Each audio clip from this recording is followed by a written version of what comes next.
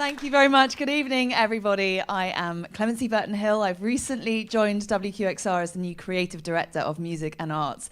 And I'm so thrilled to be here in New York generally, here tonight, and especially to be rubbing shoulders with some of my absolute favourite artists, one of whom is the force of nature that is Joyce Di Donato.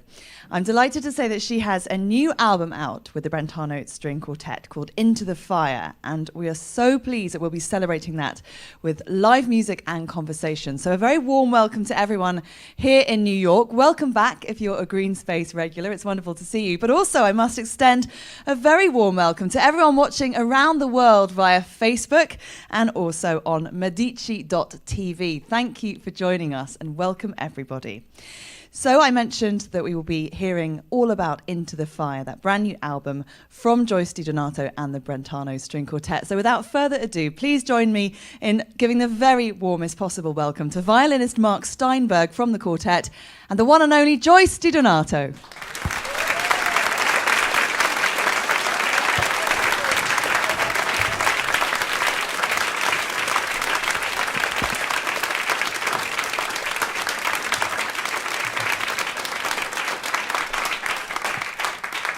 Joyce, Mark, welcome back to the Green Space. It's wonderful to see you, as ever. I wondered if we could start by talking about the concept for the album Into the Fire that we're going to be hearing music from this evening. So we had a series of 2 recitals last December at Wigmore Hall in London. And we had performed Jake Heggie's Camille Claudel cycle Into the Fire a few times, and we wanted to bring it to Wigmore Hall.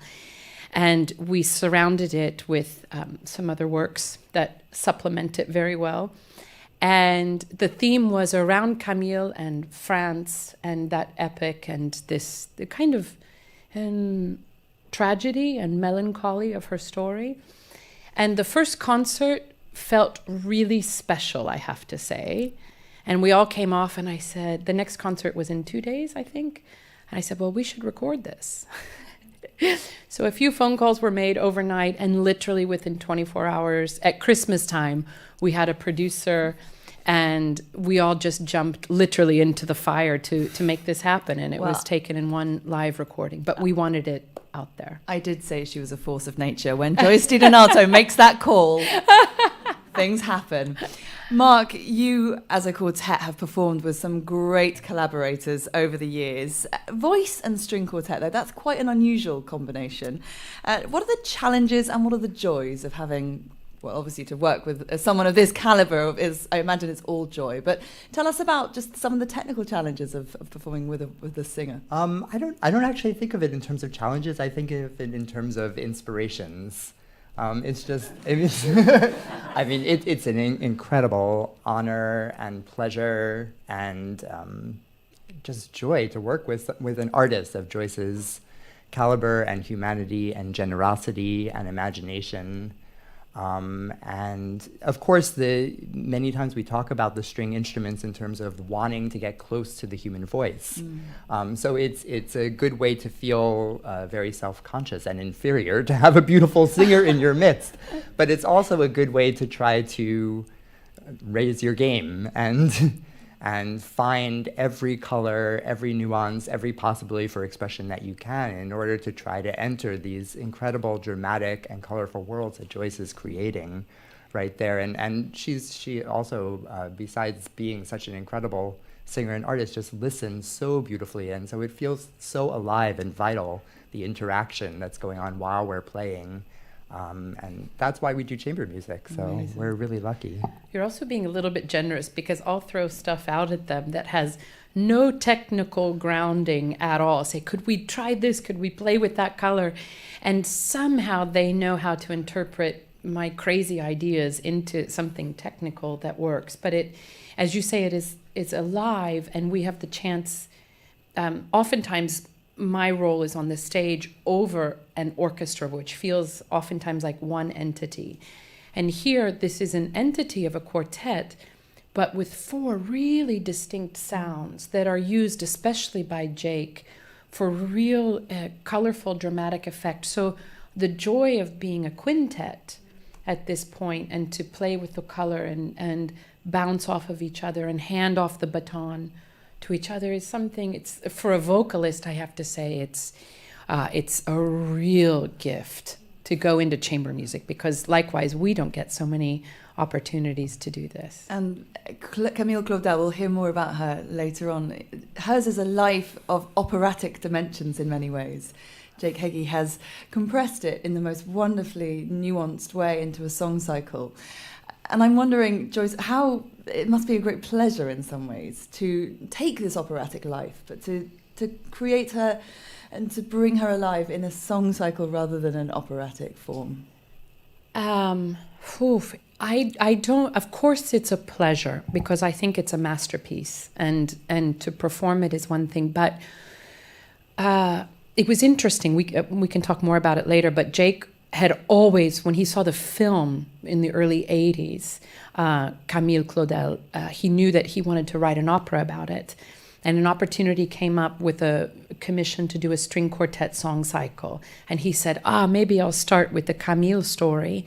And as he went into it, he confessed later, he said, Joyce, it's too dark a world. I don't want to stay there for 3 hours. I think I said everything I needed to say with this. And because it would be an incredible opera, and there's no doubt about it.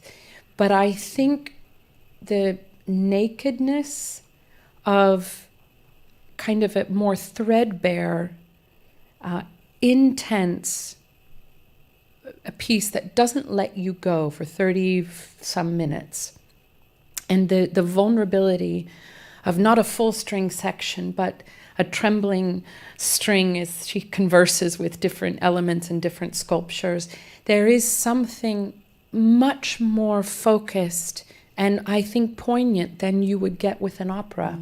Even if that feels like a discrepancy, somehow it is, I find, more intimate, which makes it more intense. And her voice somehow feels more concentrated. Yeah. Such a beautiful way of putting it. Mark, it's not often as a string quartet that you get to explore narratives and lives and human beings behind the notes. Tell us about your approach as a string quartet with a work like that. Well, in some ways it clarifies things. It makes it, can make in certain ways more obvious. But the truth is that we are trying to do that all the time. It's just that no one has told us explicitly what those narratives are. Yeah. And so we have to ask a lot of questions of the score, of ourselves, of the actual pitches and rhythms that are there. So adding a text, of course, gives you an avenue in a sense. So it directs your imagination in a certain way. And of course, having a vocalist, someone who's bringing it to life before you, draws you into that world as well. But I would say it's not different in kind from what we're trying to do when we play a Haydn quartet, a Beethoven quartet. These all have their own various narratives, and it's up to us to get inside of that and figure out what it is and how to bring it to life. So it's the feeling of doing that in a song cycle is something that informs our other work then, that we can bring into that and look for those same qualities of vibrancy and being alive inside the story as it unfolds. And getting the feeling of that in this helps our other playing too, I think. Well, we are going to hear this wonderful song cycle a little later this evening, but first we are going to be hearing something rather different. Mark, perhaps you can tell us what we're going to be hearing next. We're going to be hearing a molto adagio by a composer that very few people know. His name is Guillaume Lekeu, a Belgian composer who studied with César Franck. I think was a wildly talented and imaginative composer who unfortunately only lived to the age of 24. This particular piece he wrote when he was only 17 years old. But I think it shares something with the world of Camille Claudel in that it has this sort of desperate lyricism and great pain inside of it at the same time as it has great beauty. And we thought it would be a fitting companion for the Heggie. Thank you so much. And just let us know if there's anything that we should be listening out for that might be picked up in the Claudel piece later on. I think just the general atmosphere of it and great feelings of weight, heaviness, sadness, yearning, longing, all of this is shared between the pieces, I would say. I hope no one was expecting sort of light-hearted comedy for a Saturday night this evening. Not for today. It's all a drama here at the Green Space. Well, thank you so much, Joyce. We're going to let you have a little breather before we hear from you later on, and we'll be welcoming on the rest of the Brentano String Quartet. Please join me in welcoming violinist Serena Cannon, viola Misha Amory, and cellist Nina Maria Lee.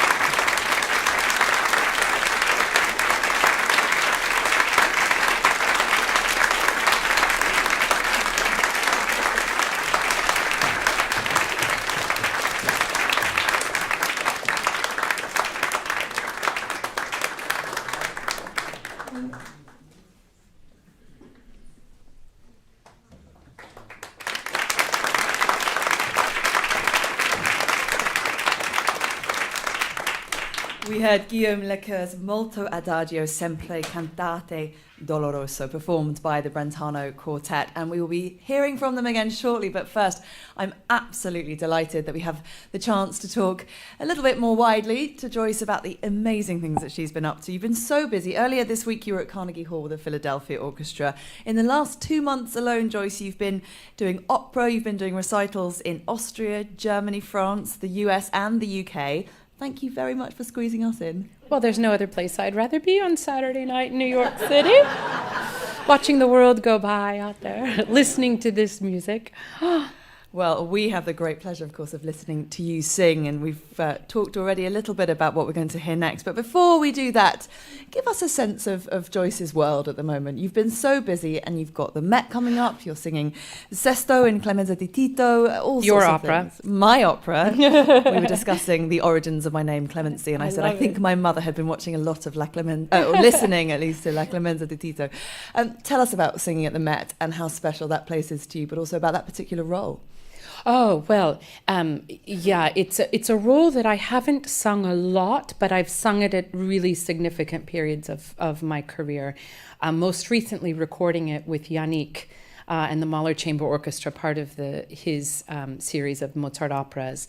And it's a role that it is so deeply human and so deeply flawed, and he is so deeply conflicted, the role of Sesto. And it's some of I think, the greatest music that Mozart ever composed for a singer.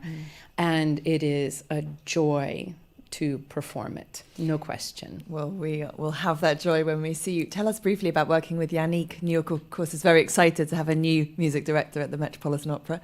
How much time do we have? Give us your top line on Yannick. Lucky New York, lucky Philadelphia, lucky Montreal, lucky Rotterdam that had him, lucky world, because I feel like he's my musical soulmate. And I don't mean to elevate myself by saying that, but it's such an unbridled joy to be in a creative world of exploring music with him, because almost more than anybody I know, he has this insistence in a generous, inviting way that requires every nanosecond of silence or music. So every note, every rest, every chromatic note has to serve a purpose. It's what we just heard in this quartet here, and as Mark was talking about earlier. There's not one chord that is left for granted. A lot of times you'll see conductors in Mozart, for example, finish blump, blump, and they know that's how it goes, 5-1, and it just ends. And he goes brump, blum, and it just has this, you go, yes, as if it's never been played before. You have the sensation that it is being written on the spot with all the depth of knowledge and the connection to the history and the stylistic, all of this. It is such a gift, and we have a number of projects going, and we've already done a few things, and I feel the luckiest person on the planet. I'm sure he says the same about you. I should hasten to add, talking about serving a purpose, I feel that is almost a wonderful way of summing up what you do, not just as an artist, but also as a human. You talked about the humanity of Sesto. Let's talk for a moment about the extraordinary humanity of Joyce Di Donato, because there's all sorts of things that you could be doing and not doing. You're flying around the world, as I mentioned, singing in these great opera houses, but you do some extraordinary things off those stages too. I'm thinking about in 2016, you started working with high-risk inmates, going into prisons and bringing the radiance of your voice and the magnificence of your artistry to people who presumably had never heard anything like it before. Singing pieces that they had written. Even just as more an important remarkable element of that. Yeah. So perhaps you can tell us, Joyce, about why you wanted to be involved with that project and what that means to you. Again, how much time do we have? Well, I'm happy to go all night. I don't know about you guys, but Saturday night, the clubs don't open for a few hours. I spend a lot of time thinking about this, right? Because we live in a world where opera is the 1% of the 1%, requires a lot of resources. I'm not calling it elite, but it requires a lot of resources. It requires a certain amount of investment from the listener. Well, no, it doesn't require it, but it enhances it the more you invest as a listener. We appear in the greatest buildings ever built. We are singing masterpieces over centuries in a time where it feels really superfluous and extravagant to go to the Met and see this parade of elephants and horses in Aida, right?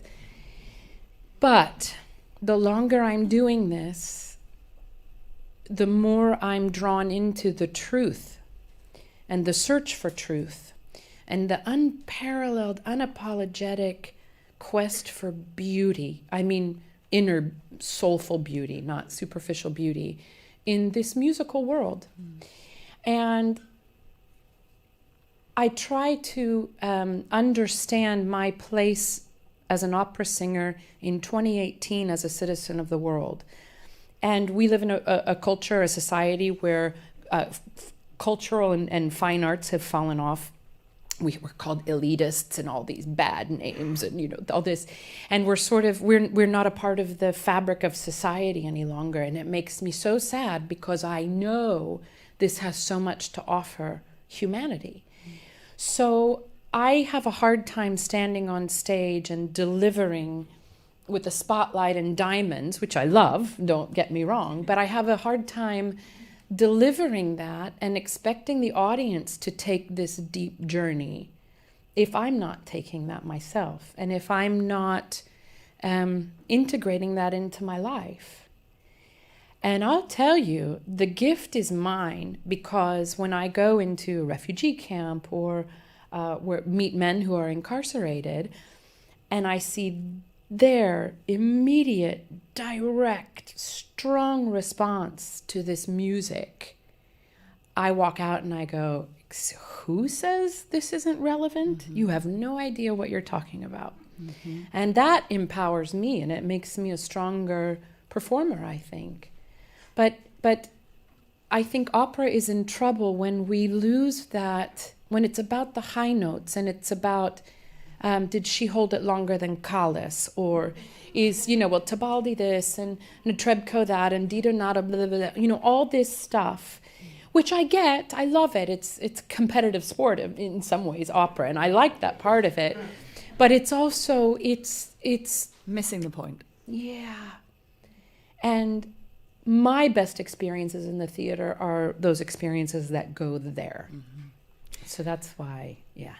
Well, no wonder that tonight's composer Jake Heggie once wrote, Joyce is not only a great, brave and inspiring artist, one of the finest singers of our time, but she is also a transformative presence in the arts. Joyce sings and the world is suddenly brighter. No doubt those prisoners thought so. I have to ask then, what on earth was it like to play the worst singer of all time? Oh, brilliant! Did you love it? Florence Foster Jenkins. Yeah. Tell us about that project. It was so freeing. I got to go on camera and I got to make horrible sounds. I sometimes make horrible sounds when I'm not allowed to. And then you're like, but she was somebody who was such a unique woman, a real feminist. Holy cow, she just was a trailblazer. She did what she wanted without regard to anybody else. She sells more records than I do. I mean, she's the top classical recording artist in the world. Not that it's a competitive sport or anything. No. But there's all kinds of hypotheses about why she sang the way she did. She was a trained musician. I don't know that there was a wealth of talent, of vocal talent there. The prevailing thing, where I came to find her at the end, is the syphilis that she had. Probably the mercury treatments that she took for the syphilis probably really damaged her hearing. So I get that sensation of thinking you sound so good, and then you hear a playback, you're like, oh yes, yeah, ooh, no. She reveled in what she did. She loved it, and there was it was a joy and a privilege to play her, because after our last day of filming, I think it's on Amazon Prime now, if you want to check it out. I think it's still on there. I had this sensation that for decades, myself included, we've been laughing at her. And that it wasn't her intention, but it was a lot of laughs, and it was good laughs. I still marvel at some of the sounds she created. But I feel like what we did with this film was we also paid her tribute to what she aspired to be. Did you compare notes with Meryl Streep? No, I wish. Meryl, if you're watching. She was, but I loved that film. It was delightful. Ours is a docudrama, so we get a lot of background material as well. And the approach wasn't to show her as she really was, but to show her as she saw herself and heard herself, which becomes a very universal thing. We, especially social media, we're all presenting to the world what we want to be, what we think we are. And oftentimes the reality is starkly different. As you say, she was a real trailblazer. Yeah. Then you inhabit also a world of a very different diva altogether. You narrated the new documentary Maria by Callas, reading from letters and journals of hers. That must have been extraordinary. Oh, I was in a little sound booth in Madrid, and Tom Wolfe, the director and the vision behind this film, he was walking along the streets of New York 4 or 5 years ago, and I guess 4, and saw a poster for Maria Stuarda at the Met. And he goes, I'll go check it out. And he had a vague notion of opera, but he's a very culturally educated man, but he'd never been a fanatic. And it just blew him away. And he went home and went on YouTube, and one thing led to another, and Maria Callas just exploded onto the screen for him, and he went down the rabbit hole. And there was something driving this project because he's uncovered footage that is long dead, and he made what I think was a really brave and visionary choice to not have talking heads on the film and to not go over all the headlines and the critics. He lets her tell her story. And so my part was reading letters that she had written to Aristotle, to her voice teacher, to Grace Kelly, to her closest confidants. And it was really powerful to utter her words. Yeah. Well, to a woman who was not able to tell her own story, Camille Claudel, we've touched already on the tragedy of her life. You described her as a woman daring to crash out of the prescribed norm, which is a typically eloquent and brilliant, absolutely getting straight to the point, that description. Joyce, tell us what drew you to this project, and tell us a little bit more about Camille Claudel as you see her.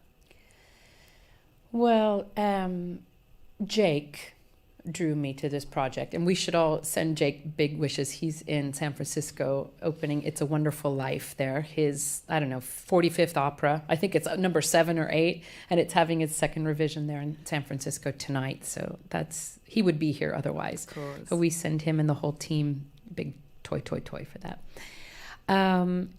He proposed this to me, and it was also part of a discussion about doing a full opera at some point. And it ended up being in this song cycle, which I have done with piano as well, and it's also orchestrated for symphony. So it has a lot of wiggle room for performers in different situations, but this was how it was originally intended. And I didn't know much about her. The first thing he said is watch the film, and I encourage all of you to do it. You need a glass of red wine to accompany. It's a big journey.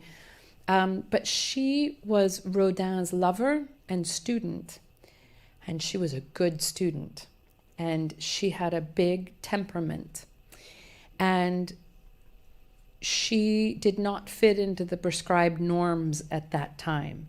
She went into a studio in the middle of the night and scrounged to get clay and things to work on her own sculptures.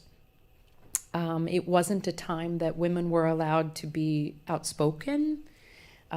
She was supposed to be a good assistant to Rodin, and there's one of the issues with her is she got paranoid thinking that Rodin was stealing some of her work, which is not unfounded. She, because of this artistic temperament and because of the way the affair with Rodin went, she got more and more volatile. Rodin had to cut it off. She got pregnant with his child. She came from a very important family in Paris. Her brother, Paul Claudel, was a very famous diplomat and writer, Catholic, and Rodin made her have an abortion. And there were a lot of complications around that in terms of her standing in society, and she was sent to an asylum for the last 40-some years of her life. Before she went in, she destroyed a lot of her artwork. She never once painted again, or she never touched anything. She was a model inmate. And the general consensus that she was not mad, but she just went essentially silent in the asylum. And where are we located in the song cycle? At what stage in her life? And what are some of the episodes that Jake Heggie brings so extraordinarily movingly to life? It's not an exact narrative, but the general setup is the idea that this is the night before she goes away. And Gene Shear is the librettist. He set the words. And he and Jake did a brilliant thing in that each chapter of this story is based on one of her sculptures. Rodin, the waltz, which interesting was a sculpture that Debussy had on his mantle in his living room. Shakuntala. Well, you'll hear it all coming later. And each one of these sculptures, as she explores it and tells the story of it, really mirrors huge emotions that she's having in her life. There's the fifth one is the Gossips, which is a jade sculpture about this big. And it's these 4 slightly overweight, lumpy women looking over their shoulders in a circle. And it's as the gossip is going all around her. And it's also a kind of sense of madness. You feel this uncertainty, instability coming in. But the brilliance of Jake is he doesn't put it in the voice. He puts it all in the instruments. So you hear this in her mind, and she's trying to say, what is happening? I don't understand. And then there's a orchestral quartet Paris, and Jessie went on to get married, have children. I can't look at that photo. They were best friends, and Jessie's on the right, and she came to visit Camille. And you see Camille very sort of tranquil, and Jessie's hand is on her knee, and you see this, I see remorse in Jessie's face, and pain, and Camille just seems resigned to it. But this is a photo that is quite extraordinary, and you'll hear Camille's ending words in this, but it's their conversation. It's between the first violin and me. Devastating final line, but we won't give you. Well, spoiler alert. We won't let slip what that is at the moment. Very quickly, because it's so precisely tailored to your voice. You know, given how many dead composers you sing, who also seem to write perfectly for your voice, just tell us briefly about that creative process of actually bringing alive a work that has been so specifically crafted for you. Well, this is what sets Jake apart and makes him so special. He's such a lover of the voice, and so he writes so vocally, and he embraces melody, and he embraces line, and he relies so heavily on his librettist, and in this case with Jean, and they work so closely together. More than a composer, Jake is a storyteller. And that's what his passion is. It's not to academically make waves in the musical world. He wants to move people and tell stories. And that is I think it's why singers and audiences respond so strongly to what he does. And in this case, I hope I don't remember this incorrectly, but I think because he was writing for this, for me, it's the first time he started to play with coloratura and melismas. Maybe not the first time, but it's when he really started to explore it in depth.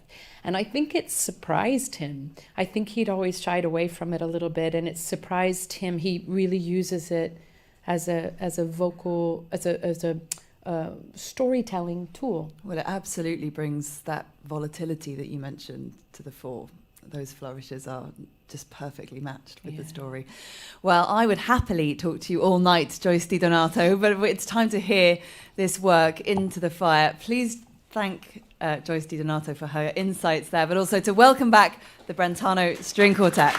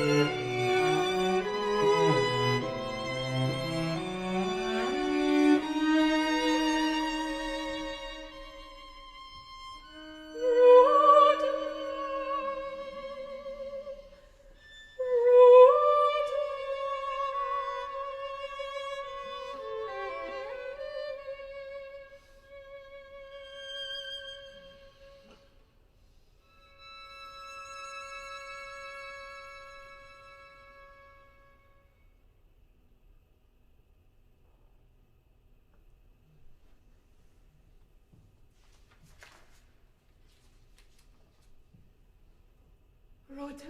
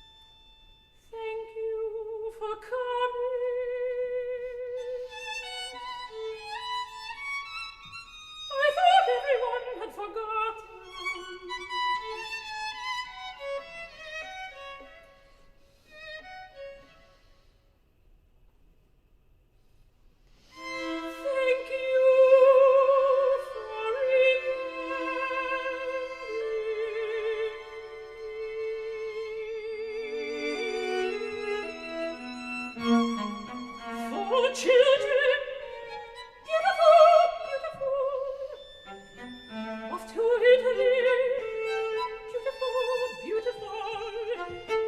You will have wonderful things to eat.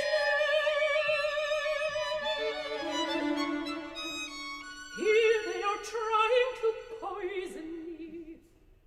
I see that they don't. I cook for myself.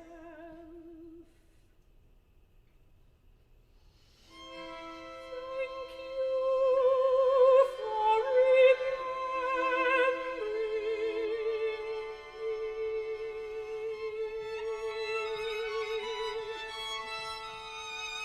Do you remember our studio in Paris?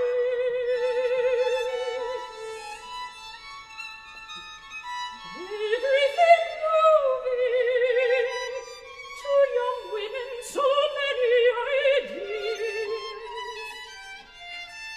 Look at me now.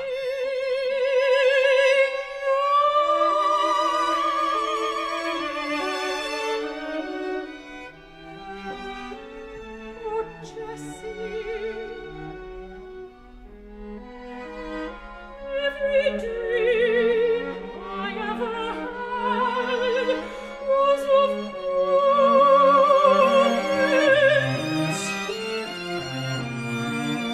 Touch me.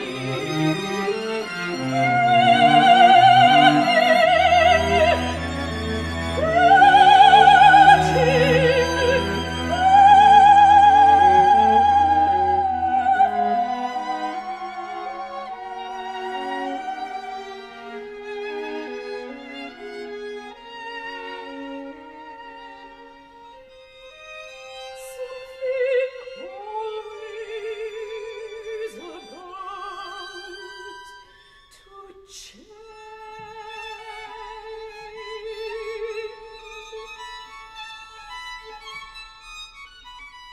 A photograph, just me and you.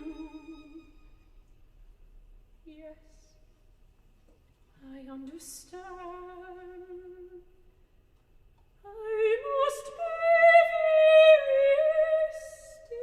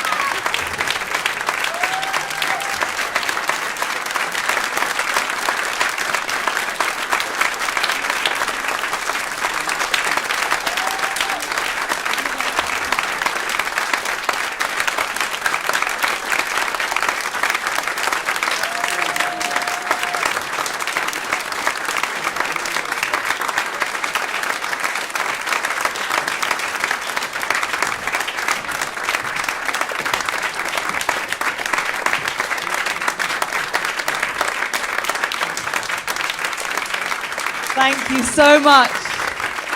You know, we can let you off the stage at this point, although if you want to stay, that's also fine. Thank you so much to the Brentano String Quartet and the utterly luminous Joyce DiDonato.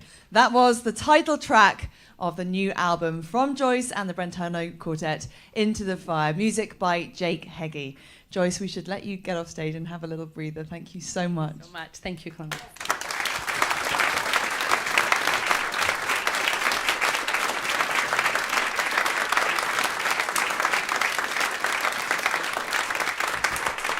Joyce DiDonato appears courtesy of Warner Classics. Thank you so much for joining me, Clemency Burton Hill, here in the Green Space. Thank you also to those of you who've been watching live via Facebook and Medici TV all around the world. Thank you also to the production staff of WQXR and here at the Green Space. And thank you to everyone who's been part of this very, very special evening. Have a wonderful rest of your night. Good night.